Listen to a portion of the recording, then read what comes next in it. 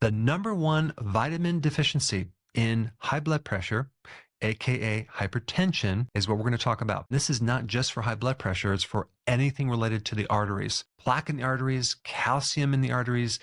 This information is so vitally important. Your doctors will not tell you this because they're simply not trained, despite massive evidence. If you have high blood pressure, the doctors should always check for vitamin D levels. Vitamin D is the most important vitamin for the inside of the artery, yet it's completely ignored. A person instead is put on medication. I mean, if you look up the actual cause of hypertension, 90% of it is called essential. What does that mean?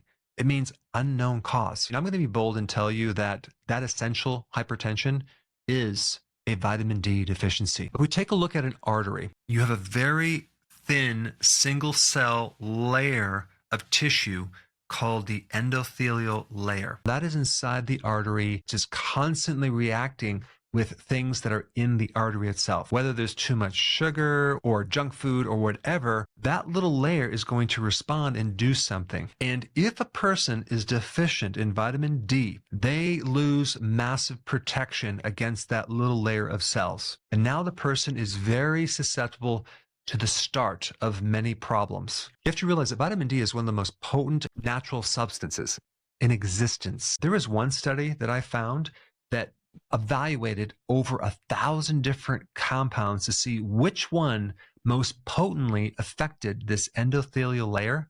And guess what?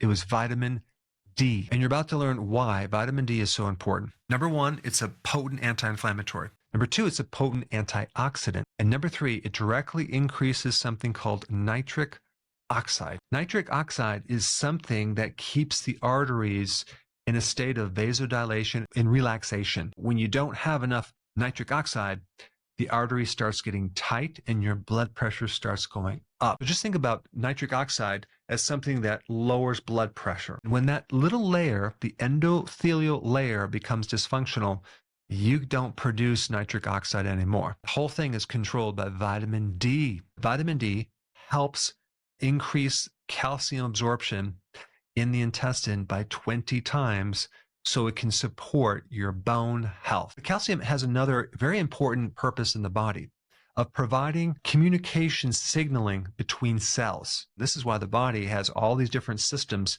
to keep calcium very regulated and keep it in the blood at all costs. Our bodies are not stupid. It doesn't just have vitamin D as the only thing that controls calcium in the bone or in the blood. What happens if you don't have enough vitamin D to calcium in the blood? You might absorb some of the calcium from the food you eat, but not very much. When you have low vitamin D, you're going to also have low amounts of calcium, and your body does not like that. It has a plan B. I got to bring up something new that a lot of people don't know about, but it's something called the parathyroid. There's 4 glands that are on your thyroid gland. The parathyroid hormone is a backup to vitamin D. If you're low in vitamin D, the parathyroid hormone is going to increase and grab calcium from your bone and put it into your blood to make sure that there's always calcium in the blood. What happens if you're chronically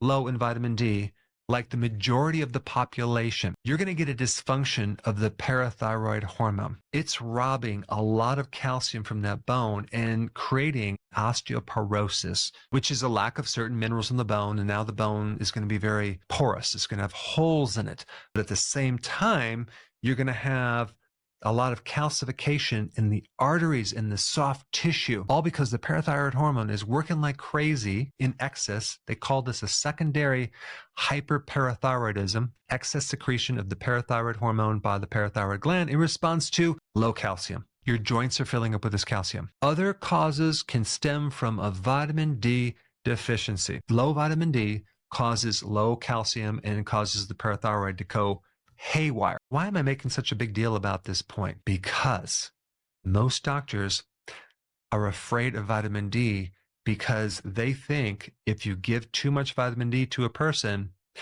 it's going to develop a toxic effect. This is another confusion. First of all, I haven't found any type of clinical data to show that's true. I've talked to a professor Bruce Hollis, who's the pioneer in vitamin D research. And he told me that he's never seen a case where vitamin D in higher amounts caused this toxic hypercalcemia effect. But a chronic vitamin D deficiency causing this calcium problem is way, way more common, and that's what we should be focusing on. Plus, if we add this additional data of adding vitamin K2 to help mobilize calcium from the arteries, and more importantly, adding magnesium when we take vitamin D3, because magnesium is literally the regulator of this excess calcium. Magnesium alone prevents so many cardiovascular problems. Magnesium removes excessive calcium to allow the normal contraction relaxation, and your arteries have contractile tissue and they're able to relax as well. I want to circle back to this vitamin K2 for a second, because vitamin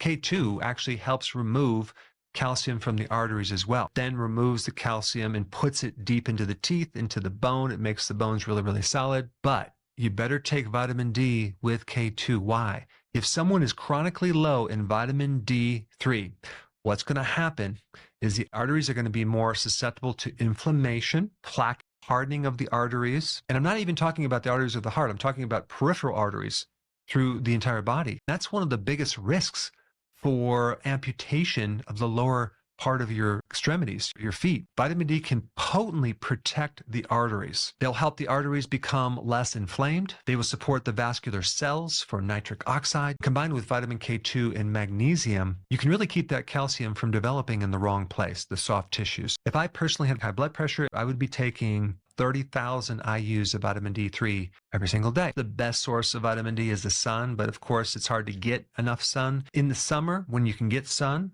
make sure a good part of your body is exposed to sun. About 40 minutes in the sun will give you 20,000 IUs of vitamin D3, which is not a significant amount if you look at the toxicity of just that sun exposure, because even some lifeguards that are exposed to the sun, they'll get about 100,000 IUs of vitamin D3 in a given day. The whole point is to get as much sun as you can without burning yourself, get slightly pink, and then come out of the sun so you can develop a tan. But that regular exposure is really, really important, especially in preventing high blood pressure. If you already have high blood pressure, you should try the combination of vitamin D3 with the magnesium and K2 and just see what happens. Check with your doctor before implementing anything that I have to say, because I'm not trying to bypass your doctor. I'm just trying to educate you on some additional things that I think are really, really important.